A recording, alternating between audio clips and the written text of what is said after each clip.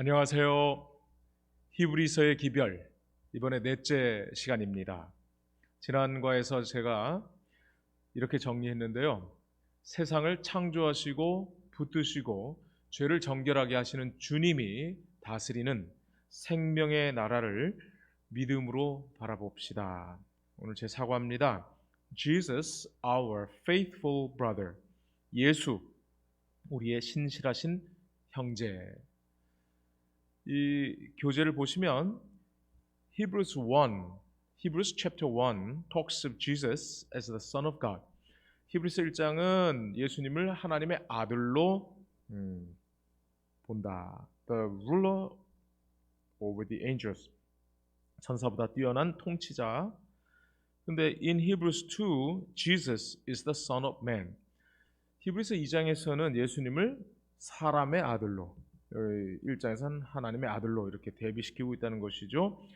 예수님 그래서 lower than the angels, 천사보다 못하고, and adopted human nature, 인간의 그 본성을 취하시고, 그 다음에 심지어 죽으신 그 예수 그리스도, 이렇게 도표로 한번 정리해봤어요. 히브리서 1장의 신부는 예수님은 하나님의 아들이시고 2장은 사람의 아들이고, 상태는 천사보다 훨씬 뛰어난 존재이시지만 히브리서 2장에서는 천사보다 잠깐 못한, 그래서 우리와 같은 인간이 되셨죠. 본성은 하나님의 형상이신, 하나님과 동일하신 신이시죠. 그런데 2장에서는 사람과 같은 모양을 가진 우리의 형제가 되셨다는 겁니다. 그리고 그렇게 된 지금 예수님은 하나님의 보좌 우편에 계시고, 또 예수 그리스도는 십자가에서 고난과 죽음을 당하셨다. 이렇게 한번 정리를 해봤습니다. 오늘 기억절 보시면 히브리서 2장 14절, 자녀들은 혈과 육에 속하였음에 그도 또한 같은 모양으로 혈과 육을 함께 지니심은 죽음을 통하여 죽음의 세력을 잡은 자 곧 마귀를 멸하시며, 분명합니다. 마귀를 멸하시기 위하여 우리와 같은 모양이 되셨다고 말씀합니다. 근데 여기 같은 모양을 영어 성경 likewise, the same 그렇게 했죠. 그래서 한국말은 친절하게 혈과 육이라고 되어 있지만은 헬라어에서 보니까 이건 그냥 이것을 대명사로 이렇게 받았더라고요. 여기 영어 성경에 in as much as, 이것은 뭐뭐이므로 뭐뭐 때문에 또 이런 것을 고려하면 이런 뜻입니다. 그러니까 여기에서 in as much then as the children have partaken of flesh and blood, 육과 피, 혈과 육을 물려받은 자녀로서는 자녀이기 때문에 이런 뜻이죠. 그래서 NIV는 이걸 since 했기 때문에라고 이제 번역을 했더라고요. 근데 제가 이번에 계속 연구하면서 히브리서 1장의 예수 그리스도의 그 모습은 왕 같은 제사장의 모습이시잖아요. 그래서 예수님은 창조주시고 또 통치자이시며 제사장이신데, 이 모습이 우리가 남은 교회가 전해야 될 예수 그리스도, 우리가 증언해야 될 예수 그리스도의 모습하고 정확하게 일치하는 것을 깨닫게 되었습니다. 그래서 첫째 천사의 기별은 창조주를 경배하라, 심판의 시간이 왔으니 창조주를 경배하라는 것이고, 둘째 천사의 기별은 무너졌도다 큰 성 바벨론이여. 그러니 바벨론 그 제국을 택할 것이냐, 세상을 택할 것이냐, 아니면 하나님의 나라를 택할 것이냐, 영원한 통치자 왕을 택하라라는 기별이죠. 제사장이 지금 우리의 죄를 없이 하시는, 우리의 죄를 위하여 중보하고 계시는 것은 우리가 믿음으로만 가능한 것이지 우리의 행함으로 절대 불가능한 일입니다. 근데 셋째 천사의 기별을 우리가 흔히 믿음으로 말미암는 의라고 이야기를 하는데, 그것은 바로 우리 눈에 보이는 어떤 것을 선택함으로, 우리가 세상의 힘을 선택함으로 이 목숨을 건지려고 하는 행위는 아무런 쓸데없는 헛된 노력이라는 것을 보여줍니다. 그래서 믿음으로 하나님의 표를 받아야 된다, 하나님의 인을 받아야 된다. 너무나 똑같지 않습니까? 그래서 저는 이렇게 한번 표현해 봤습니다. 믿음의 알파요 오메가이신 예수를 바라보자. 그렇습니다. 우리 예수 그리스도, 예수님은 하나님이신데 우리와 동일한 분으로, 우리와 동일한 약점을 가지신 분으로 이 땅에 오셨습니다. 예전에 제가 처음에 교회 신앙할 때 누가 그런 얘기 하더라고요. 개미한테 아무리 얘기를 해도 통하지 않으니까 하나님이 개미처럼 돼서 오셨다. 그래서 개미가 알아들을 수 있는 말로 이렇게 한다는 게 얼마나 큰 치욕이고 얼마나 큰 희생이겠는가. 그때 어려서 참 감동적으로 그 이야기를 들었습니다. 예수님이 우리의 형제가 된다는 것은 예수님에게 있어서 크나큰 치욕이었을 것입니다. 아담과 같이 된다는 것도 참 힘든 일이었을 텐데 바로 아담이 타락한 이후에 우리와 같이 된다? 이거는 보통 일이 아니었죠. 그러나 예수님께서는 우리를 위하여, 우리를 구원하시기 위하여 우리와 한 모양으로 한 형제가 돼서 혈과 육을 가지신 분이 되셨습니다. 이런 관점에서 이제 일요일입니다. The brother as a redeemer, 구속자로서의 형제. 여러분, 저는 여기 성경이 이 교과에 나오지 않았는데요. 바로 이것이 핵심으로 이렇게 요약할 수 있는 성경절인 것 같아요. 잠언 17장 17절입니다. 친구는 사랑이 끊어지지 아니하고 형제는 위급한 때를 위하여 낳았느니라. 여러분, 글쎄요, 여러분 어떤 때가 가장 위급한 때일까요? 돈이 없을 때? 맞아요. 돈이 없을 때 우리가 친구한테 돈을 빌리기도 하고 또 형제들은 또 돈을 구워주기도 하죠. 그거보다 더 위급한 때는 언제일까요? 바로 죄로 말미암아 죽는 그때입니다. 친구들 중에도 우리가 물에 빠진 사람들을 구원하는 사람들이 있지요. 그 다음에 형제들 중에도 간이나 또 신장이나 이런 장기를 이식하는 사람들이 있습니다. 친구들은 할 수 없어요. 왜냐하면 유전자가 일치하지 않기 때문에. 그런데 형제들은 그렇게 할 수 있잖아요. 그런데 정작 죽음에서 나를 구원할 수 있는 사람은 없는 것입니다. 그 사망을, 그 상함의 위급한 때를 위하여 우리의 형제 예수 그리스도, 이런 관점에서 보시면 이 한 구절로 저는 이번 교과 다 이렇게 설명할 수 있을 것 같아요. 자, read Leviticus 25 to 27 and 47 to 49.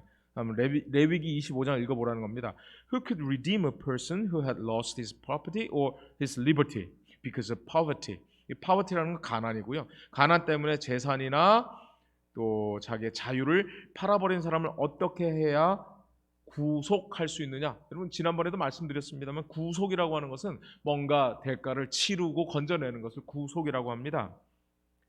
The law of Moses stipulated, 규명했는데 어떻게 모세율법 규명했냐면 that when a person was so poor that he had to sell his property or even himself, 자기 자신까지 팔아야 될 지경이 됐을 때 in order to survive, 회복되기 위해서, 살아남기 위해서 he would receive that property or his liberty back every 50 years on the Jubilee year. Jubilee year, 이 주빌리라고 하는 것은 희년인데요. 이 50년마다 돌아오는 희년 때까지 기다려야 됐다라는 것입니다. 이 stipulate, 규정하다, 규명하다, 명문하다, 또 합의하다, 약정하다 이런 뜻도 있습니다. 그 모세 법이 이러한 어떤 법을 규정했어요. 자, every 50 year라고 했죠. 주빌리라고 하는 말은 기념일, 기념제라고도 쓰이고요. 축제, 축전이라고도 쓰입니다. 근데 성경에서 요벨이라고 하는 그 말에서 아마 주빌이 나오지 않았을까라고 저는 추측을 해보는데요. 또 이것은 희년이라고도 하지만 가톨릭 교회에서는 성년, 또 great joy, 기쁘다. 그래서 우리가 희가 기쁠 희를 써서 기쁨의 해다 이렇게 얘기합니다. 왜냐하면 모든 얽매였던 것이 풀려나는 기쁨의 해인 것이죠. 레위기 25장 8절과 10절 보시면 안식년이 소개되고 있고요. 안식년을 7번 하면 49년이 돼서 그 50년째가 거룩하게 되는 희년, 바로 요벨입니다. 그때 어떤 변화가 생기냐면 각자 뺏겼던 자기의 땅과 자기의 권리와 자유를 찾게 됩니다. 소유지라고 되어 있는데 사실 소유지의 의미만 있는 것은 아니고요. 자기가 물려받은 땅, 조상으로부터 물려받은 땅, 즉 기업을 말하는 겁니다. 기업. 똑같은 아후자라는 말이 쓰여졌어요. 그러니까 우리가 볼 때는 다양한 단어로 쓰이는 것은 문학적으로는 참 좋습니다만은 성경 연구에 있어서는 단어가 자꾸 다르기 때문에 헷갈립니다. 그래서 여러분이 그 컴퓨터에 아니면 휴대폰에 원어 성경을 이렇게 볼 수 있는 그런 앱들이 있습니다. 그 도움을 받으시면 좋습니다. 저도 늘 그 도움을 받습니다. 그래서 설교 준비를 하거나 성경 공부할 때 항상 비교해 보면서 번역이 어떻게 됐는지, 그래서 또 다양한 번역을 찾아보는 것도 참 재미가 있습니다. 자, 희년까지는 섬기지만 희년이 되면 그냥 자동으로 그 사람은 나갈 수 있게 됐습니다. 그런데 희년 전까지 기다리기가 참 길지요. 그래서 어떤 형제가 그를 속량할 수 있었습니다. 또 여기 보면 살붙이라고 했는데 피붙이, 살붙이, 혈육을 뜻하는 것입니다. 누군가가 나의 친족이 나의 뺏긴 것을 찾아줄 수 있다는 개념이 바로 레위기에 소개가 되는 것이죠. 그래서 희년에 되면은 자동으로 누군가의 도움 없이도 되지만 그 전에 그 가장 친한 친척이 이렇게 우리에게 도움을 줄 수 있다 이겁니다. 희년은 그래서 기업이 회복되는 해입니다. 즉 자기가 조상으로부터 물려받았던 것. 여러분, 조상으로 물려받았던 것이 이스라엘 백성에게는 땅입니다. 땅. 12지파가 땅을 분배받았죠. 물론 레위 지파는 받지 못했고요. 그런데 그 조상으로 거슬러 올라가면 가장 첫 조상 아담이 물려줬어야 될 가장 중요한 기업은 땅뿐만 아니라 생명이죠. 근데 그 생명을 그는 물려주지 못했어요. 그래서 다 죽었어요. 다 죽었어요.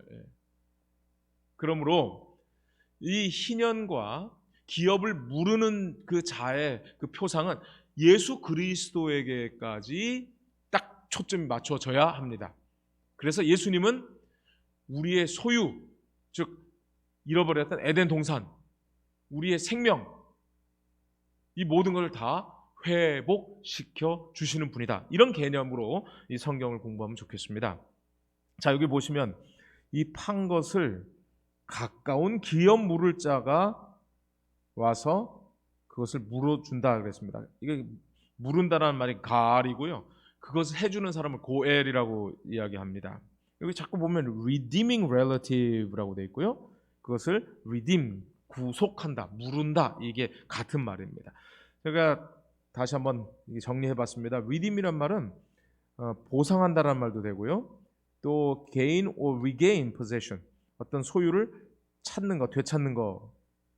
그리고 특별히 기독교에서는 이것을 구속, 값을 치르고 또 대속이라는 말로도 씁니다. 대속, 대신 갚아주었다는 것이죠. 그래서 그 결과가 뭐냐면은 구원, 건져주는 것이다. 자, 근데 여기 형제라는 말이 참 재밌습니다. 형제라는 그 표현은 당연히 같은 엄마에게서 나온 아들들이겠죠. 그렇죠? 그런데 이게 조금 더 이렇게 확대되면 이복 형제도 형제라고 부릅니다. 또 한 조상을 둔 이스라엘 민족을 형제 아흐라고도 합니다. 근데 이 개념이 조금 더 나가면 형제와 이웃이 동등한 위치에서 쓰여서 이웃까지도 형제로 봅니다. 그래서 지금 이스라엘 현재 유대인들, 이스라엘 백성들은 그 국적이 달라도 그 사람들이 이스라엘 유대인이다라고 하면은 돈도 무상으로 빌려주고 그가 자립할 수 있도록 그렇게 다 도와준답니다. 근데 그들의 이웃은 어쨌든 피를 나눠야 된다는 생각을 가지고 있어요. 그런데 예수님이 오셔서 그 이웃의 개념을 확대시켰죠. 바로 하나님이 우리의 영적 아버지 되시기 때문에 우리 영적 이스라엘은 온 인류까지도 그게 펼쳐지는 것입니다. 자, 정리해 보겠습니다. 형제가 형제의 문제를 값으로 해결할 수 있는 방법이 구약시대에 있었다는 겁니다. 그것이 안식년이 7번 반복되는 해, 즉 49년이 지난 50년째 희년이 있었습니다. 그리고 참고적으로 출애굽기 21장에는 십계명이 주어진 이후에 7년 만에 회복될 수 있는 길도 있었어요. 근데 희년은 예를 들어서 3년 전에 노예가 됐더라도 희년이 바로 그 3년 후가 되면 풀려날 수 있었어요. 근데 그거 외에 7년 동안은 또 노예 생활을 6년을 하다가 7년째 회복될 수 있는 길이 출애굽기 21장에 있습니다. 근데 역사의 기록을 보면 희년이나 이런 노예에서 풀려나는 그런 일들이 그들의 욕심 때문에 제대로 지켜진 적이 없었어요. 그래서 이스라엘이 멸망한 것도 희년을 지키지 않았기 때문이다라고 성경이 말합니다. 자, 룻기 보시면 제일 우리가 대표적으로 아는 보아스가 그 기업 물을 자를 찾아갑니다. 모압 지방에서 돌아온 나오미, 빈털터리가 돼서 가난하게 된 그 나오미를 위해서 그 기업을 물어줄 사람들을 찾았는데 다 뭐가 있을까요? 손해가 있을까요? 사양합니다. 나는 물으지 못하노니 내가 물을 것을 내가 지금 보아스 네가 해라. 그래서 가장 가까운 친척들이 다 포기하고 나서 더 이상 권리를 행사할 수 있는 사람이 없을 때까지 보아스가 찾은 다음에 자기가 기업 물을 자가 되죠. 근데 여기서 참 중요한 것은 기업을 물러준다는 것. 이 사람이 팔아버린 것을 내 돈으로 갚아준다는 것. 여러분 이게 쉬운 일인가요? 쉽지 않은 일이에요. 그래서 가까운 친척들이 손해가 있을까요? 다 거절했는데 보아스는 그런 손해를 감수하고 이 기업을 물러주죠. 그리고 룻을 아내로 삼고 그 룻에게서 예수 그리스도의 조상이 나게 되는 것입니다. 그래서 이 보아스를 kinsman redeemer라고 합니다. 이게 M-E-N도 되고 M-A-N도 됩니다만 kin이라고 하는 것은 가깝다라는 뜻입니다. 예리하다라는 뜻도 되고 가깝다라는 뜻도 되고요. kinsman redeemer. 여러분 예수님은 바로 이런 우리의 혈육이 되기 위하여 우리를 구원하기 위해서 혈육이 되어야만 했어요. 왜냐하면 그렇게 형제, 혈육이라야만 기업을 물을 수 있었기 때문에 예수님은 그래서 혈과 육이 되었습니다. 그런데 혈과 육은 하나님 나라를 이어받을 수 없고요. 썩는 것은 썩지 아니하는 것을 유업으로 받을 수 없는 것입니다. 여기 이어받다, 유업으로 받다 이거 똑같은 단어인데 다르게 쓰이니까 자꾸 헷갈리죠? 똑같은 단어입니다. 혈과 육, 우리의 이 죄된 몸으로는 하나님 나라를 이어받을 수 없다는 것입니다. 그렇습니다. 자녀들은 혈과 육에 속했습니다. 그런데도 불구하고 그와 같은 모양으로 예수님이 혈과 육을 지닌 이유는 바로 죽음을 통하여 죽음으로 값을 치르고 마귀를 멸하시는 것입니다. 바로 그런 의미에서 예수님이 우리의 형제가 되었어요. 그래서 또 죽기를 무서워함으로 한평생 매여 종로를 타는 모든 자들을 놓아주려. 여러분 여기 두 가지 아주 중요한 것이 나오는데 첫째는 죄의 값을 치러주심으로 마귀에게서 해방시켜 주십니다. 두 번째는요. 한평생 매여 종로를 타는 모든 자들을 어떻게 하는 거예요? 놓아주시는 겁니다. 마귀의 권세에서 풀어주시는 것이죠. 그것이 바로 예수님이 혈과 육, 우리의 형제가 된 이유입니다. 여기 무서워하다라는 말이 포보스에서 이 헬라어에서 여러분 포비아, 뭐 혐오 또는 무서워하다 이런 말이 나왔습니다. 그래서 요새 포비아라는 말 많이들 쓰이는데 거기에 그 헬라어의 기원이 있다. 이걸 알아두시면 유익한 상식이 되겠습니다.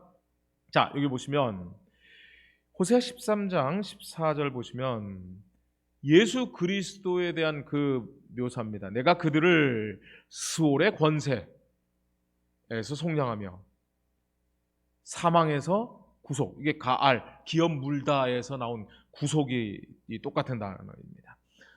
그러니까 돈으로 아니면 값으로 아니면 생명을 치러서 구원하시겠다는 뜻이죠. 그러면 사망한 내 재앙이 어디 있느냐? 수월한 내 멸망이 어디 있느냐? 여기 보시면 수월하고가 딱 사망과 사망이 딱 이렇게 교차대구로 나와 있는데요. 뉘우침이 내 눈앞에서 수물이라. 이 뉘우침이라는 말이 사실 굉장히 그 직역된 번역인데요. 사실은 동정심 같은 건 없다. 그러니까 예수 그리스도께서는 죄와 사망과 스올은 무덤, 음부입니다. 이거에 대해서 가차 없으시다는 겁니다. 당연히 죄인은 사랑하시지만 죄에 대해서는 단호하신 분입니다. 그래서 스올아, 사망아, 내 재앙이 어디 있느냐? 꼭 고린도 전서 15장 보는 느낌 아닙니까? 사망아, 너의 승리가 어디 있느냐? 사망아, 내가 쏘는 것이 어디 있느냐? 그런데 이 모든 것을 가차 없이 동정심 없이 깨트려 버린 분이 바로 예수 그리스도시다라는 겁니다. 그러므로 우리가 견실하며 흔들리지 말고 항상 주의 일에 더욱 힘쓰는 자가 되어야 되겠죠. 이제 정리해 봅니다.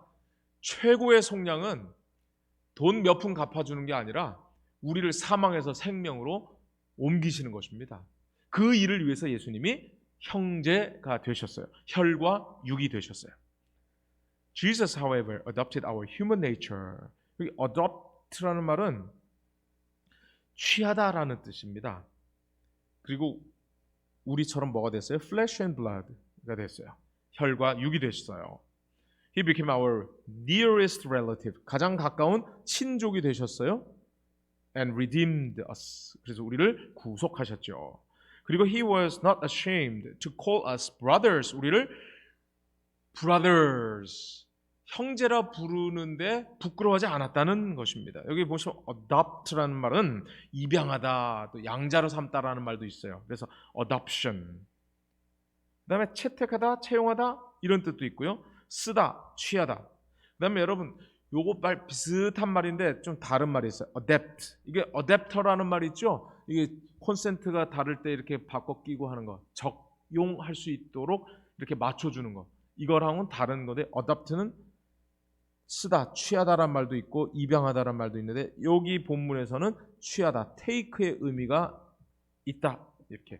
그래서 영어 참 고약합니다. 이게 단어가 정말 여러 단어의 뜻이 있으니 이거를 우리가 단어를 1대1로 take 취하다, take 취하다 이렇게 해갖고는 영어 실력이 늘지 않습니다. 문맥을 통해서 본문을 통해서 자꾸 보셔야 돼요. 여기 보시면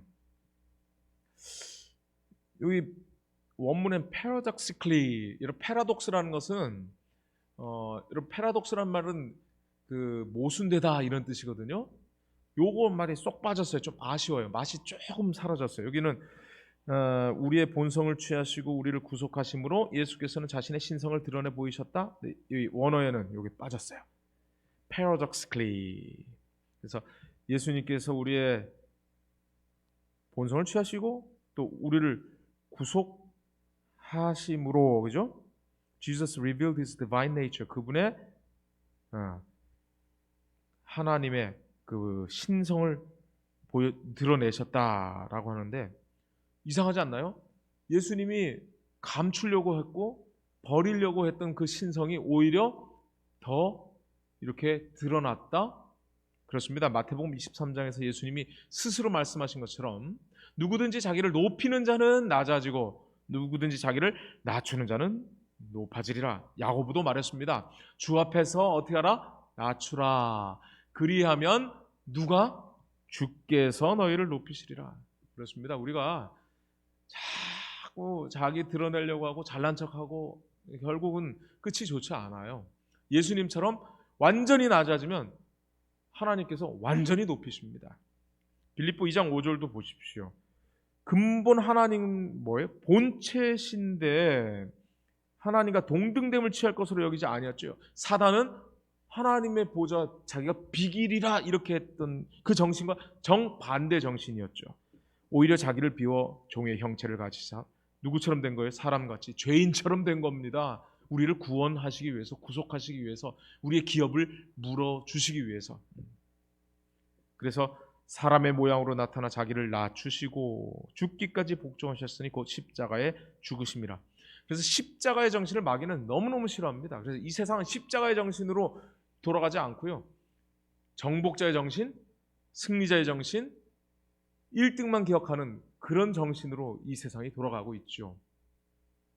그런데 이런 예수 그리스도의 마음을 우리가 품어야 한다고 빌립보 2장 5절에 말하고 있습니다. 물론 이 원어적으로 품어야 한다는 건 깊이 생각하라 이런 의미가 있습니다만 저는 한국말 표현이 더 좋아요. 마치 병아리가 알을 이렇게 품고 있다가 보면 그 알에서 이 병아리가 나오는 것처럼 우리가 예수 그리스도에 대한 생각을, 그분의 마음을 계속 품고 있으면 정말 성령님에 의하여 우리의 마음에도 예수 그리스도의 마음이 이렇게 자라지 않겠어요? 자, 다시 한번, 친구는 사랑이 끊이지 아니하고 형제는 위급한 때를 위하여 낳느니라. 그렇습니다. 우리 예수님이 저 하늘의 왕이신데 우리와 형제가 되기로 하셨고, 예수님이 낮추심으로 우리 예수님은 지금 하나님의 보좌 우편에 높아지셨습니다. 월요일입니다. Not ashamed to call them brothers. 형제라 부르시기를 부끄러워하지 않으신다. 형제라고 하는 말은 영어로는 brethren, brothers, 또 요즘 NIV 같은 경우는 brothers and sisters 라고 이걸 좀 더 확대했죠. 왜냐하면 가부장적인 표현에서는 여러분 사람이라고 하는 것을 영어로 man이죠. 이건 남자입니까 여자입니까? 남자잖아요. 근데 이것은 인류를 말하기도 하잖아요. 그 다음에 요즘에는 그 성에 대해서, 성별에 대해서 굉장히 민감하기 때문에 ladies and gentlemen 이런 말도 잘 안 해요. 왠지 제3의 성이 있으니까 왜 이쪽은 레이디고 이쪽은 젠틀맨이냐, 그렇게 하지 말라고 얘기를 하더라고요. 참 세상이 이상해지고 있죠. 자, 그렇다면 십자가는 자랑인가 수치인가? 여러분, 십자가는 하나님의 아들이라고 하는 신이 죽은 곳이었습니다. 그러므로 이 십자가를 믿는다는 것은 굉장히 어려운 일이었어요. 니체가 신은 죽었다고 얘기를 했는데, 여러분, 신이 죽었다? 이것은 이스라엘 백성들이나 또 이방인들이나 다 같이 이것은 쉽게 받아들일 수 있는 일이 아니었습니다. 부활을 목격한 사람들이 있었고 또 그 부활을 증거하는 사람들 때문에 겨우 예수를 믿기는 했지만은 시간이 지나면서 예수 그리스도의 그 목격자들이 점점 사라지면서 진짜 신이 죽었나? 아니, 어떻게 신이라면 죽을 수 있지? 신은 절대 죽을 수 없는 것인데 라는 로마 제국의 그런 신앙이 사람들을 위협합니다. 여기 보십시오. This was the part of the problem for the readers of the Hebrews. 이게 그들의 문제였다는 거예요. After suffering persecution and rejection, 그들이 핍박과 환난을 당하고 난 다음에 many of them began to feel ashamed of Jesus. 예수님에 대해 부끄러운 마음을 가지고 있었다는 겁니다. 그런데 베드로는 이렇게 얘기합니다. 만일 그리스도인으로 고난을 받으면 뭐하지 말고? 부끄러워하지 말고 도리어 그 이름으로 하나님께 영광을 돌리라. 그런데 이 권면의 말씀을 듣는 사람도 있었지만 그렇지 않은 사람들이 더 많았던 것 같아요. 그래서 예수 그리스도를 히브리서에서는 우리를 위하여 십자가를 참으신 거예요. 우리를 구원하고 우리를 속량하고 우리가 잃어버렸던 생명까지 찾아주시기 위해서 예수님은 십자가를 참으셨어요. 그리고 십자가의 부끄러움을 개의치 아니하셨어요. 왜냐하면 예수님은, 여러분, 우리가 보는 대로 이 십자가가 이렇게 밑에는 다 가린 것처럼 보이지만 그 당시에는요, 그것까지도 다 이렇게 풀어 제치면서 정말 부끄러운 죽음이었다고 전해지고 있습니다. 예수님은 모든 것을 다 드러내셨어요. 그 십자가를 참으셨어요. 왜냐하면 우리를 탄생시키기 위해서.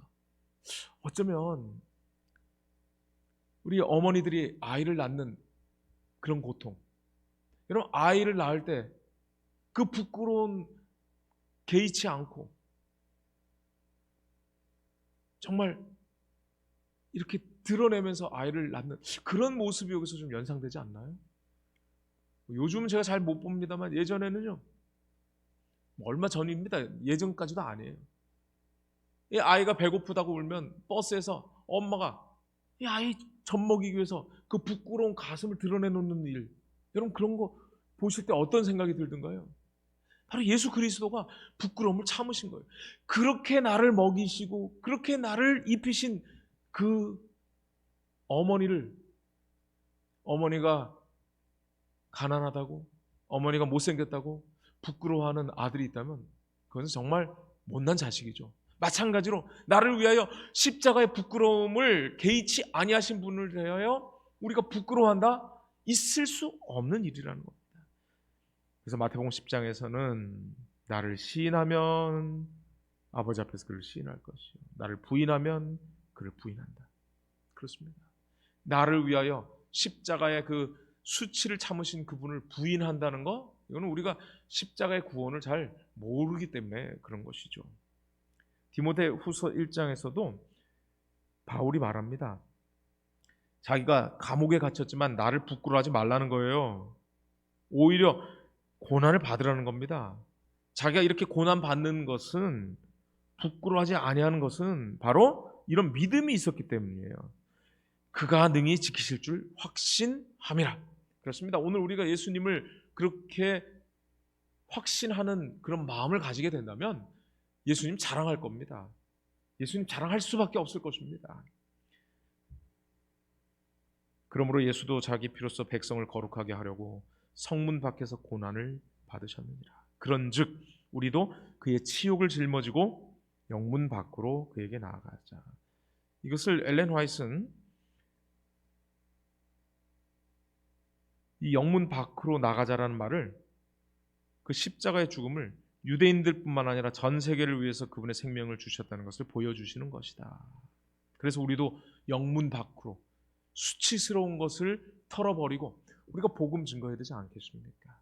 근데 우리가 예수 믿는다고 하면 괜히 위축되지 않나요? 그리고 요즘같이 코로나 때문에 교회가 그렇게 욕을 많이 먹었을 때 우리가 교회 다닌다고 얘기하는 게 부끄러울 때가 있지 않나요?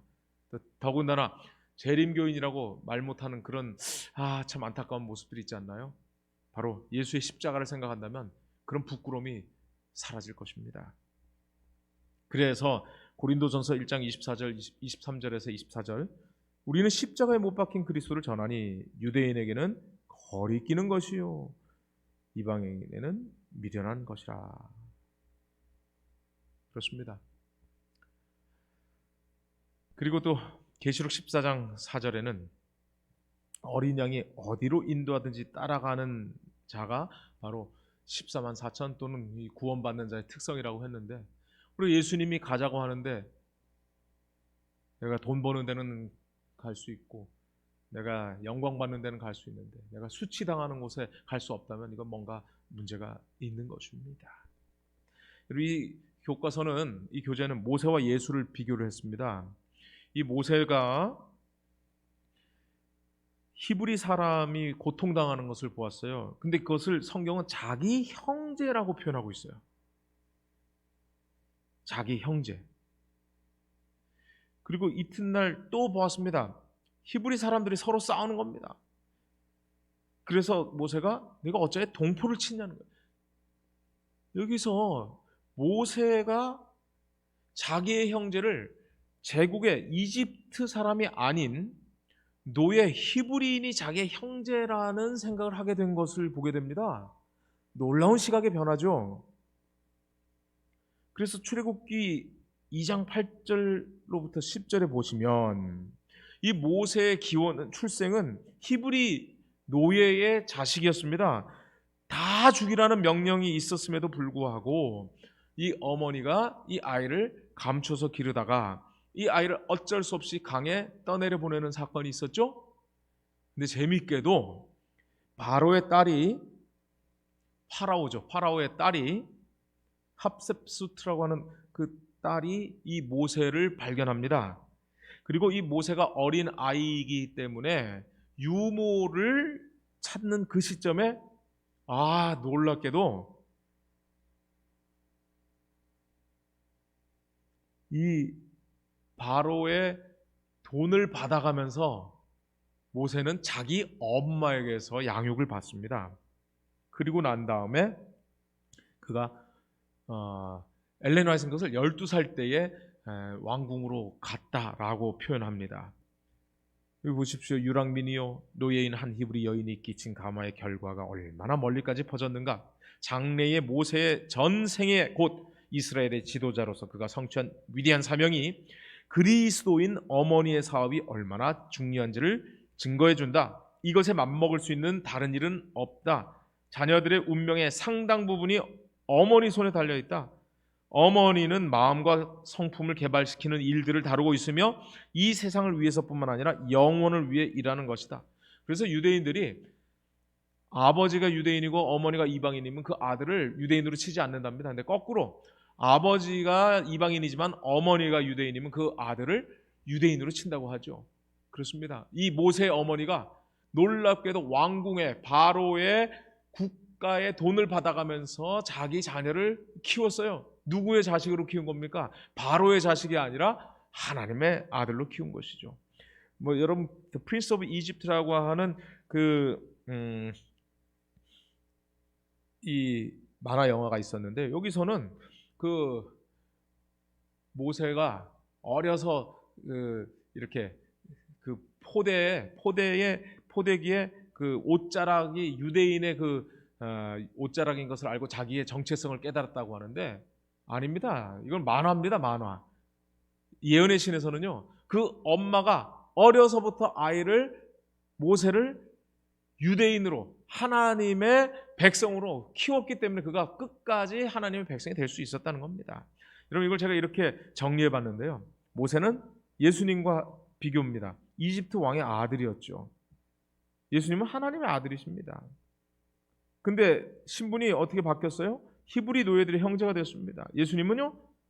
하나님의 나라에서 하늘나라에서 죄의 노예들의 형제가 됐어요. 모세도 말과 일에 능합니다. 근데 여기서 중요한 것은 말과 일에 능하지만 그 대변자가 있었죠. 누굽니까? 형 아론이었어요. 예수님 말씀 자체셨습니다. 그런데 예수님은 성령으로 일하셨죠. 품성면에서 온유함이 지면에서 더하다. 예수님 온유하고 겸손하다. 희생. 자기가 이 백성을 위해서 생명책에 지워달라고 탄원하죠. 예수님 십자가에서 생명을 바치시잖아요. 그 목적이 뭐예요? 이스라엘 구원하기 위해서고 예수님도 우리를 구원하기 위해서요. 형제가 되어서. 그래서 믿음으로 하나님의 백성과 함께 고난받기를 더 좋아했다라고 말합니다. 이것은 바로 이 믿음이라는 것은 이 땅의 일시적인 큰 재물 말고 일시적인 보화 말고 일시적인 권력 말고 지금 미라가 돼가지고 그 있는 그 람셋 같은 그런 거 말고 상 주시는 이를 바라보았기 때문입니다. 믿음이 바라보는 것이죠. 그래서 예수님은 임마누엘입니다. God with us. 우리와 함께 계시는 분. 그래서 우리 하나님께서 우주의 왕이신데 저 하늘을 버리고 어디에 오신 거예요? 이 땅에 우리와 같이. 아니 우리보다 더 못한 처지에 오셨어요. 어떻게 말구유에서 사람이 태어날 수 있겠어요? 완전 밑바닥으로 떨어지신 것이죠. 그런데 그 밑바닥에서 우리 모든 사람을 들어 올리신 것입니다. 제가 언젠가 텔레비전에서 아주 재미난 걸 봤는데요. 요 아이는 장애를 가지고 있는 아이입니다. 누가 형이고 누가 동생일 것 같습니까? 이렇게 이뻐해주고 손이 없으니까 발로 이렇게 합니다. 발로 떠먹여줍니다. 근데 얘가 형이에요. 얘는 동생인데 이 아이는 또 지적 장애를 가지고 있어요. 저는 이 모습을 보면서 정말 예수님이 차포 다 뗀 것처럼 자기의 능력을 다 한 번도 쓰지 않고 매일매일 하나님의 능력을 성령을 힘입어서 마치 손발이 없는 그런 이 형처럼 이 동생을 이렇게 사랑하는 모습. 예수가 우리의 형제가 됐다는 것, 예수님이 우리의 아들, 형님이 되셨다는 것, 제가 이 사진을 통해서 좀 그런 깨달음을 좀 갖게 됩니다. 화요일입니다. Flesh and blood like us. 우리와 같은 혈과 육. 이거 계속 다뤘으니까 좀 간단하게 한번 보시면 Hebrews says that Jesus adopted our human nature so that he could represent us. 우리를 대표하다라는 말도 되고 대변하다라는 말도 된다고 제가 말씀드렸습니다. And 영어에는 and가 들어가고 또 and could die for us. 이 일도 했고 이 일도 했다라고 되어 있습니다. 근데 이거를 한국말 번역에서 and의 그 맛을 못 살린 것 같아요. 우리를 대표해 돌아가시기 위해 이것도 하셨고 이것도 하셨다 이렇게 하는 게 더 좋습니다. 그래서 우리의 유일한 희망이 된 거예요. 우리의 유일한. 소댓이라는 구문을 한번 좀 보시면 뭐뭐 하기 위해 뭐뭐 한다 또는 거꾸로 뭐뭐 해서 뭐뭐 할 수 있다. 요것도 마찬가지입니다. 이렇게 하시기 위하여 취하셨다. 근데 또 반대로 이렇게 취하셨기 때문에 이렇게 할 수 있다. 두 가지 똑같이 여러분 이렇게 적절하게 하시면 좋고요. 특별히 동시 통역을 할 때는 아니면 영어를 들을 때는 이거 뒤에 갔다가 앞으로 오는 거 참 힘들죠. 근데 우리는 옛날부터 해석할 때 이 뒤에 갔다가 앞으로 오게 하는데 그렇게 하면은 통역이 잘 안 됩니다. 그래서 앞에 부분에서 이미 이미지로 그려놓고 그 다음으로 영어의 그 사고 방식으로 계속 그림을 그려나가면 되는 것입니다. 이건 좀 나중에 설명을 더 해드릴 필요가 있을 것 같아요. 자, 이 책에서 혈과 육의 특징을 성경절 4개를 보여줬는데요. 보십시오. 그리스도를 인정하려면 혈과 육으로는 불가능하다는 거예요. 그건 결국 하나님이 하시는 일이고 성령께서 하시는 겁니다. 이해력이 부족한 것을 드러냅니다.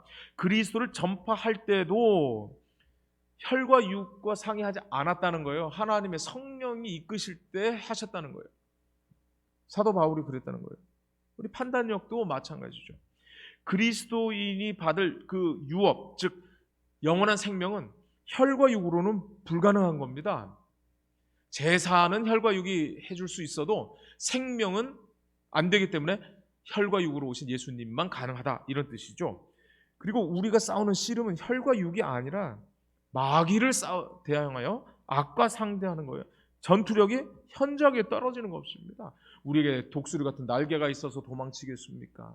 아니면 사자와 같은 엄청난 발톱이 있겠습니까? 우리에게 아무런 전투력 제로인 우리를 위하여 예수 그리스도가 우리의 전사가 되셨죠.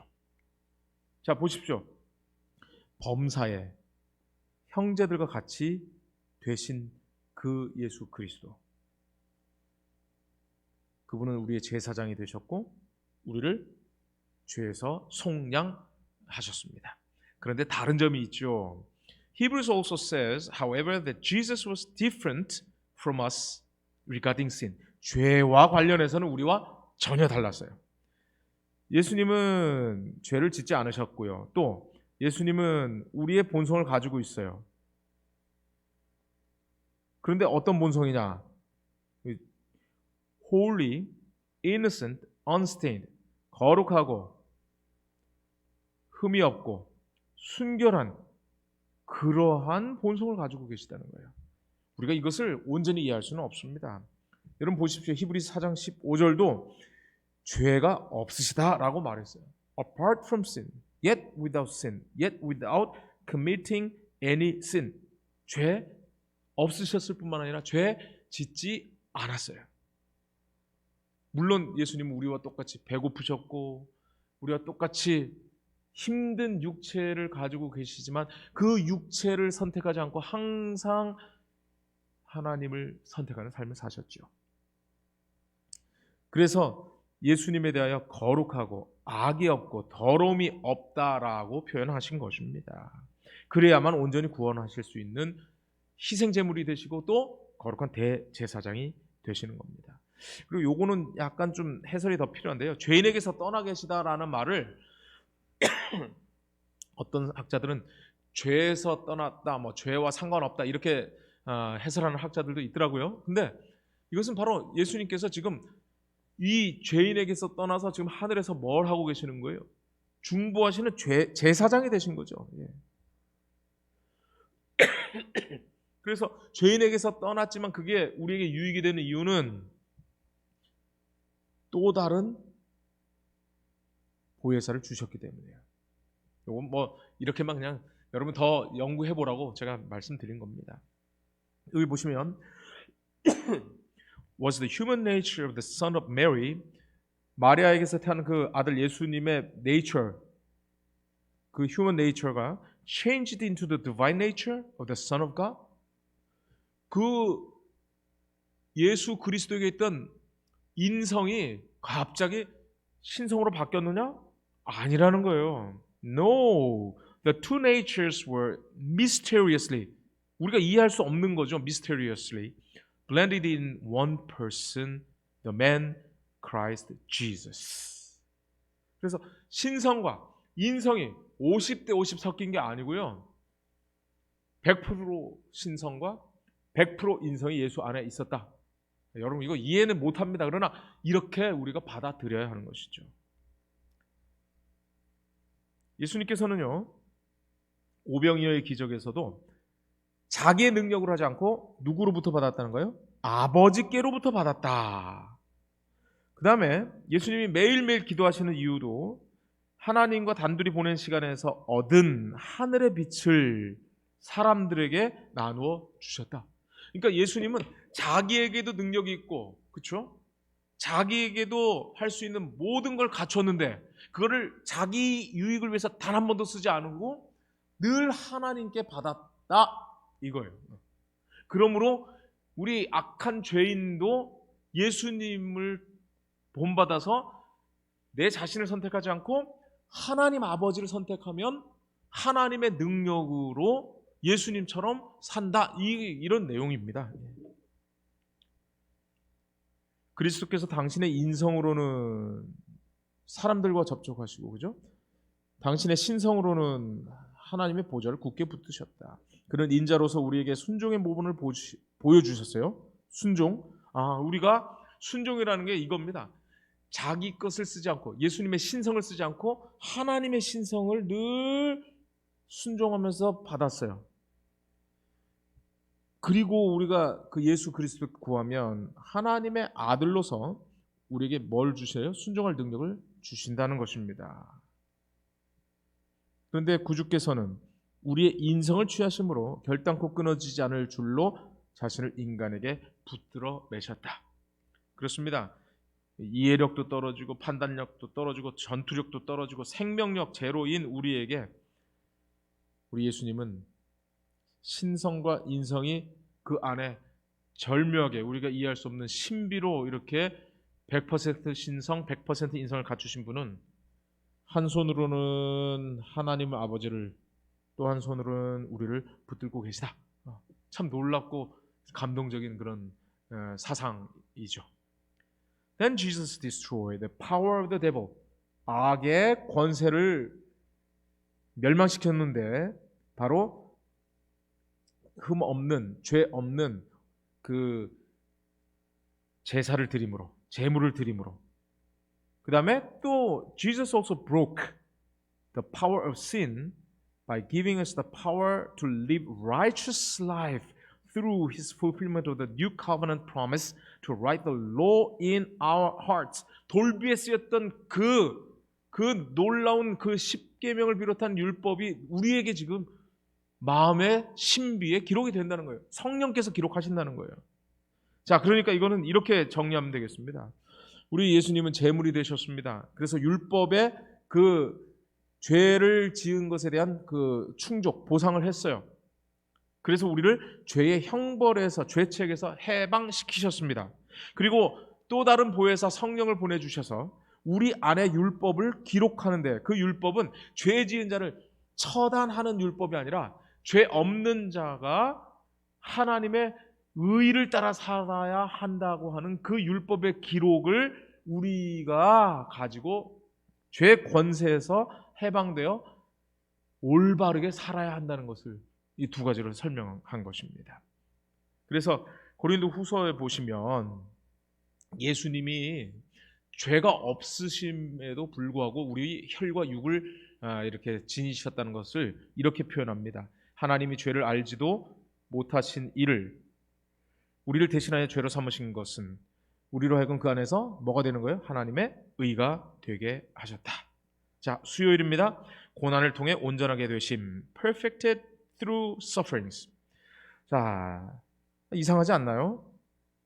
This expression is surprising. 이상하다는 거예요. 놀랍다는 거예요. 왜냐하면 예수님이 온전하신 분이 왜 고통을 통해서 또다시 온전해져야 되는가? 이걸 이제 설명하고 있는데 He was equipped to be our savior. 우리의 구세주가 되기 위하여 되는데 equipped란 말은 준비를 갖추다, 자격을 취하다 이런 뜻입니다.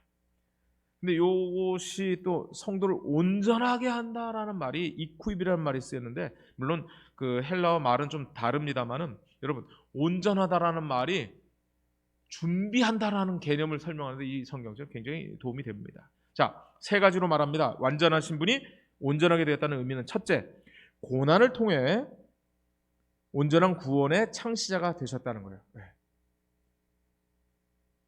하나님으로 계셨으면 죄인들은 그냥 그대로 하늘의 미랄이 그대로 있으면 미랄 그대로 남아있는 것처럼 우리 죄인들은 구원받을 수 없었겠죠. 그러나 그분께서 이 땅에 와서 십자가의 죽음을 통해서 우리 구원의 창시자, 캡틴이 되셨다. 그 다음에 고난의 순종을 배우심으로 합당한 희생과 모본이 되셨다. 그 다음에 고난의 시험을 통해 자비롭고 신실한 대제사장이 되셨다. 그래서 고난을 통해서 완전하게 됐다라는 의미를 이렇게 세 가지로 이야기했는데요. 첫째, 고난 통한 구원의 창시자. 이거는 이제 구원의 창시자가 되었다는 얘기는 온전하게 되었다라는 표현이 은혜의 복음을 증거하는 일에 마치려 한다라는 표현도 똑같은 텔레이오오란 말이 있었고요. 행함으로 믿음이 온전하게 되었다. 그러니까 예수님께서 구원을 완벽하게 할 수 있게 되었다, 이런 의미죠. 십자가가. 네. 요거는 뭐 좀 그냥 참고만 하세요.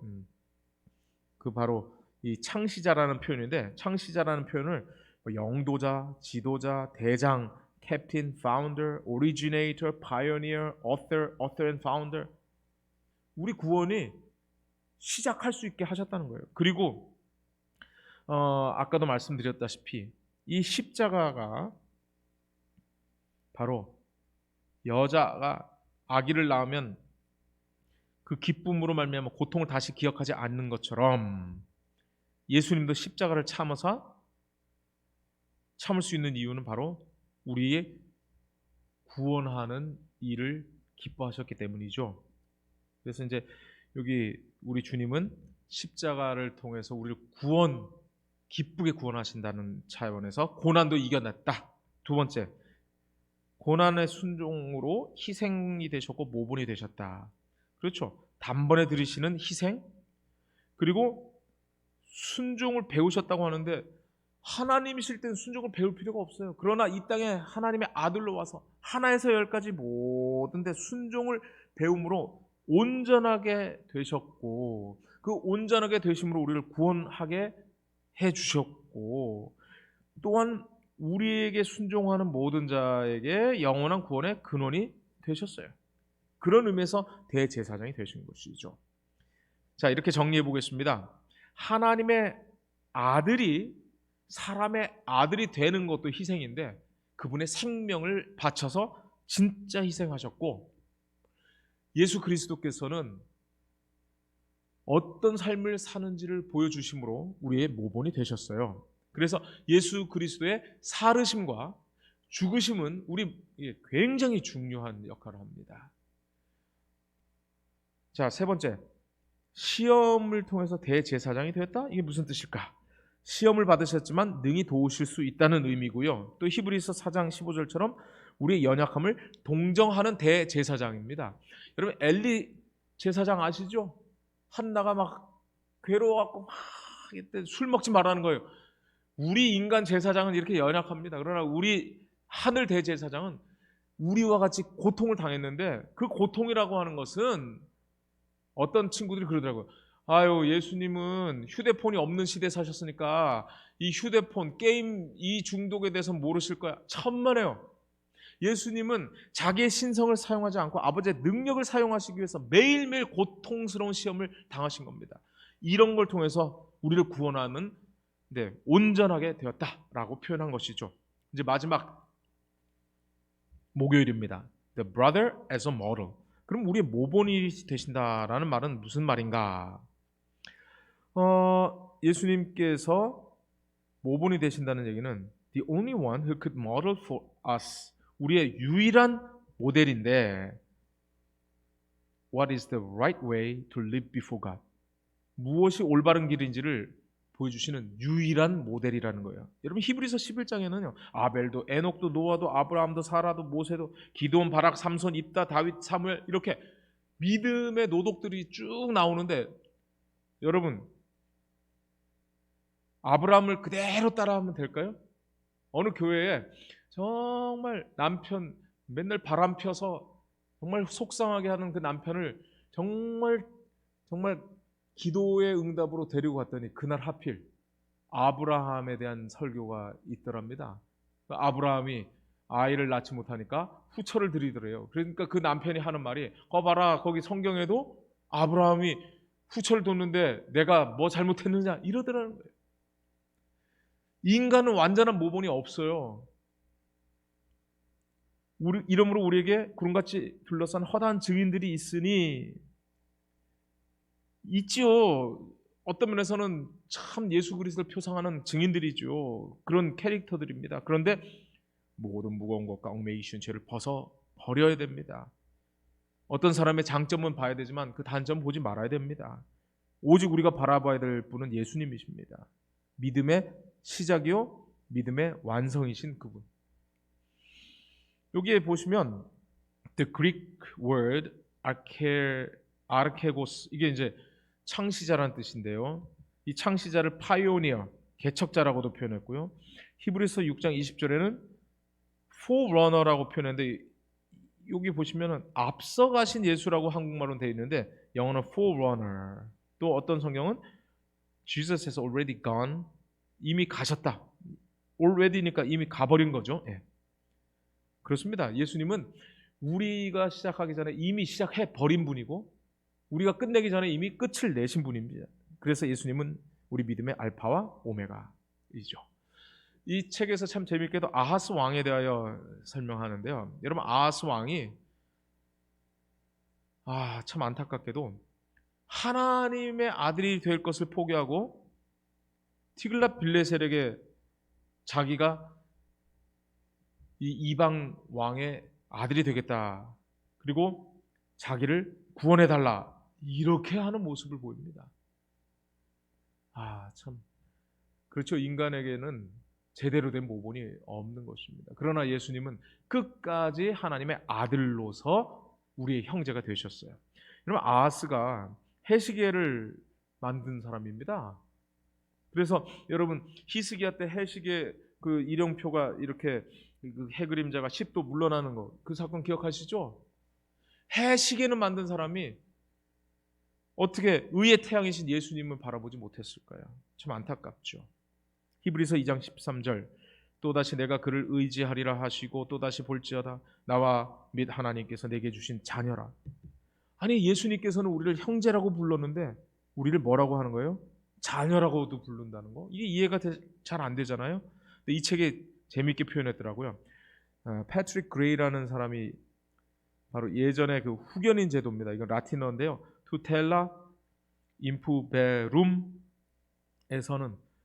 아버지가 돌아가시면 그 올드 브라더 맏형이 뭐가 되는 거예요? 후견인이 되고 튜터가 돼서 그 동생들을 돌보는 제도가 있었다는 겁니다. 그런 의미에서 우리 예수님은 우리 형제이시고 또 우리의 아버지 되시고 참 재미있는 표현인 것 같아요. 그래서 우리를 동생으로도 보시고 우리를 뭐로도 보는 거예요? 자녀로도 보신다. 참 표현이 재미있는 것 같습니다. 그럼 그 텔레비전 프로그램에서 이 까치가 어려서부터 이 강아지랑 같이 자라다 보니까 이 엄마인 줄 착각하고 있어요. 그래서 이 개의 젖을 빠는데 이 또 개는 상상 임신을 했답니다. 그래갖고 젖이 나와요 진짜. 그리고 개가 이렇게 누워 있으면 요 까치도 누워요.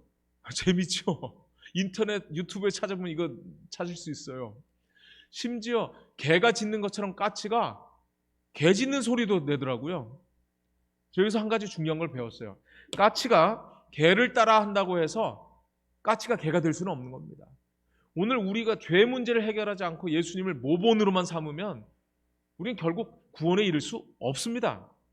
예수님이 우리의 모본이 되신다고 하는 데에는 예수님이 우리를 위한 구원자가 된다고 하는 그 전제 조건 하에서 우리의 모본이 되시는 거예요.